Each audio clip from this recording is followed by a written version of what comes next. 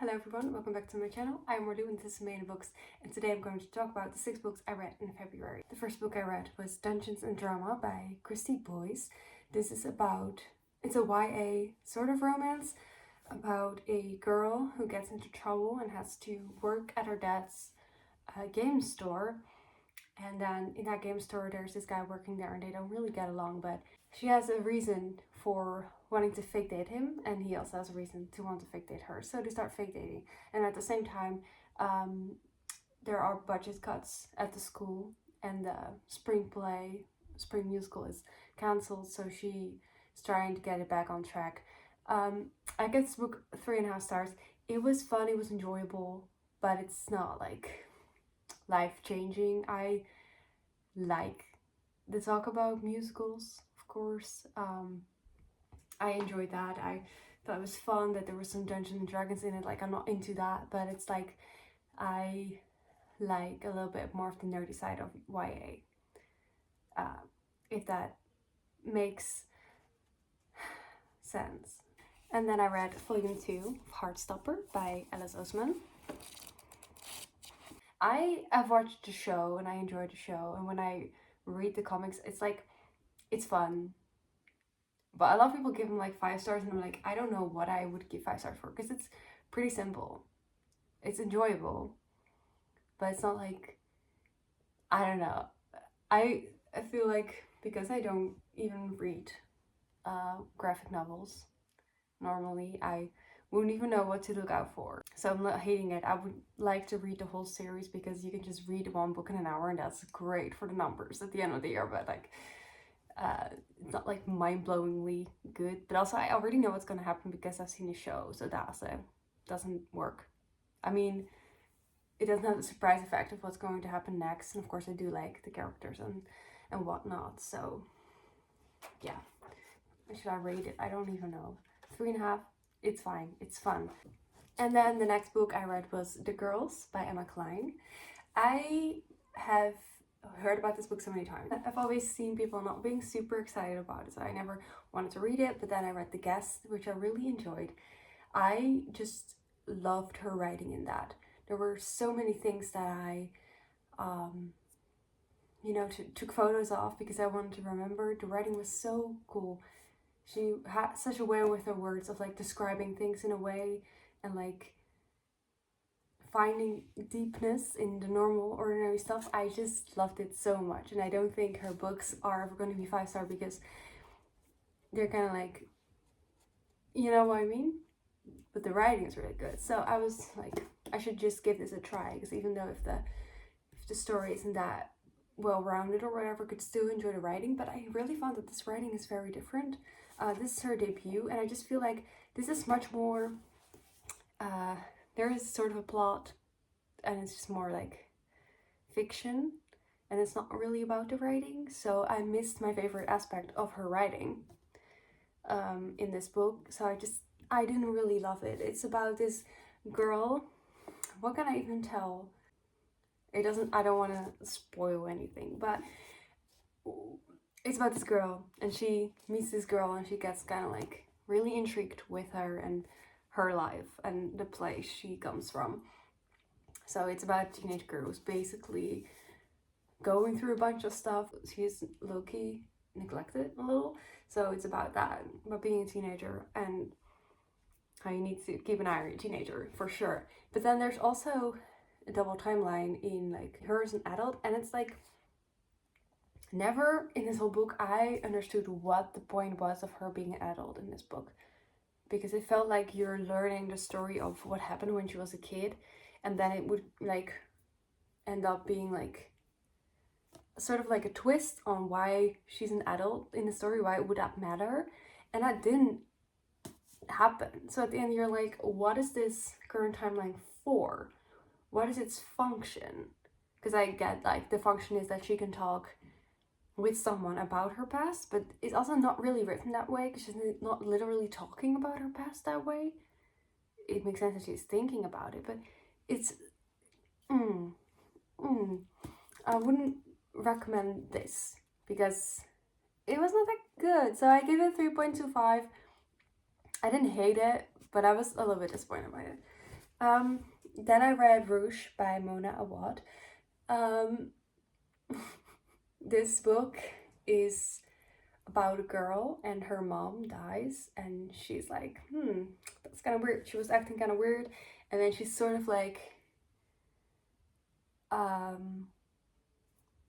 she gets in contact with the people who were sort of like her beauty treatment people, because this main character is obsessed with looking good and with skincare and stuff, and she goes into this building and she's accepted because she's the daughter of, and she goes into that and thinks, she starts to act like her mom did before she died. And yeah, like with every Mona Awad book, I wouldn't give her books a high rating either, because what they do is they make you feel really like weird and really like kind of uncomfortable and kind of like sad in a way. But she does write books that you remember, and that's kind of like a skill. So I would say I read Bunny. I really didn't like it, because at that time I didn't like stories that were more about the writing than the finished product, I guess. And then last year I read All's Well. I have this beautiful rant about this book in a wrap-up video, and it's like the January wrap-up, I think. It's on my channel, and I love that rant. Like, her books make me feel things. That's good. So with All's Well, I would say it's my favorite because I still think about it a lot, and there were a lot of things that annoyed me about it, but it stuck with me so much. And I don't think Rouge is going to do the same thing, because for me, at this current time, there is so much media about skincare and aging, and it's just kind of something that I'm getting tired of. And it's not like this book does it in a basic way, but the whole topic is starting to feel basic. Like, it's just I turned 24. I'm like, oh, I'm old. It's a tiring subject because everyone is constantly thinking about it. Like, we're aging, it sucks. You want to look prettier. Girls who are 20 are getting like Botox. It's like crazy, and I don't want to think about the world in that way. So like, the subject didn't get me as much in a good way, because I also don't understand being obsessed with looking young and looking good. Like, of course I get wanting, I don't know. I don't get the extreme need. And with All's Well, it's more about theater, and that's something that I get. So it's much more about, I don't know. Where was I going with this? I gave it a 3.5. I'm not saying you should read this, but if you love her writing, definitely read it. If you don't like weird books, don't read it. Then I read The Do-Over by Lynn Painter. This is about a girl who has to live Valentine's Day again and again.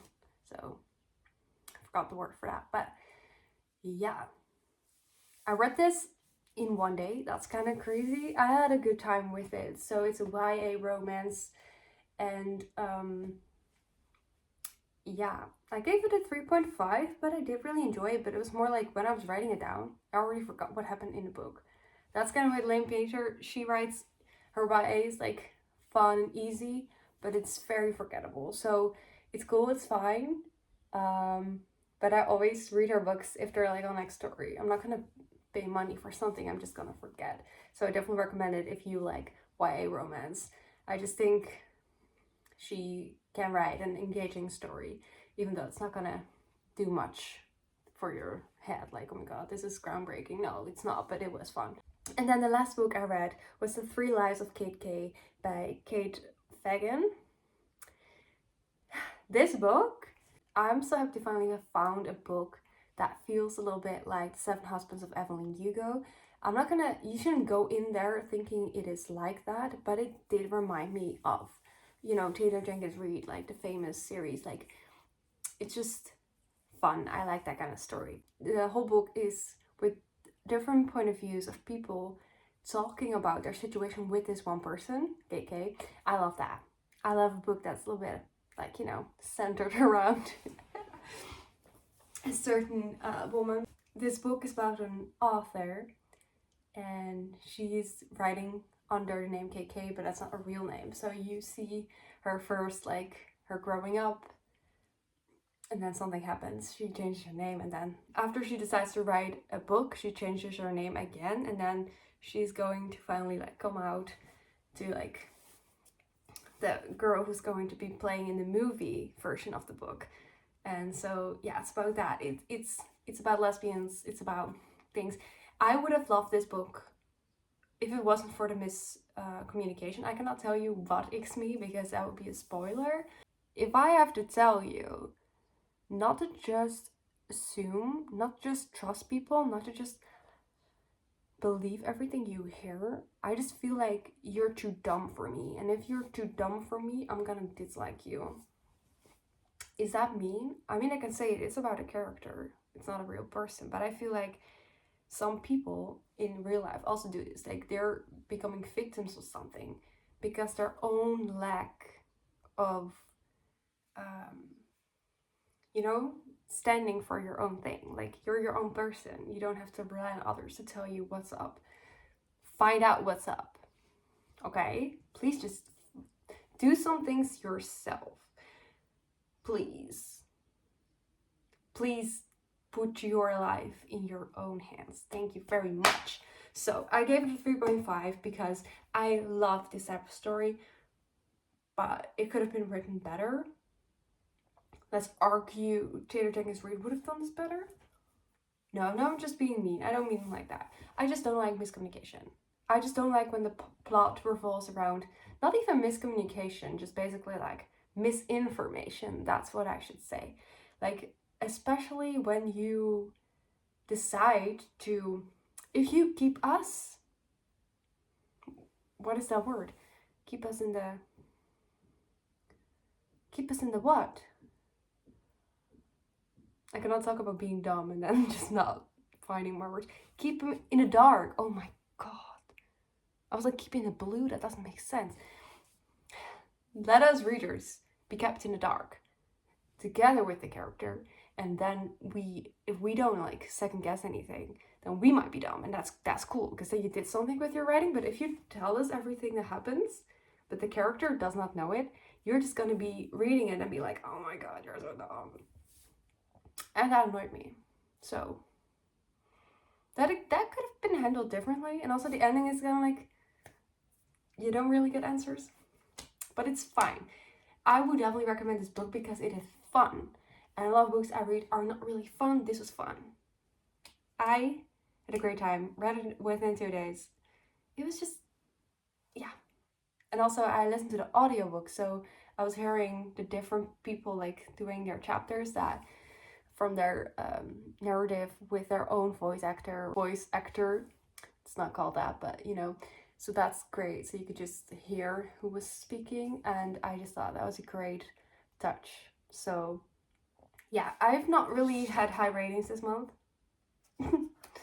but that's nothing new. But it was interesting. Yeah, good variety of things. So yeah, please let me know if you've read any of these books or if you have any recommendations for me. It's always welcome. I want to thank you all so much for watching. Please leave a like, comment, and subscribe, and I would love to see you next time. Bye!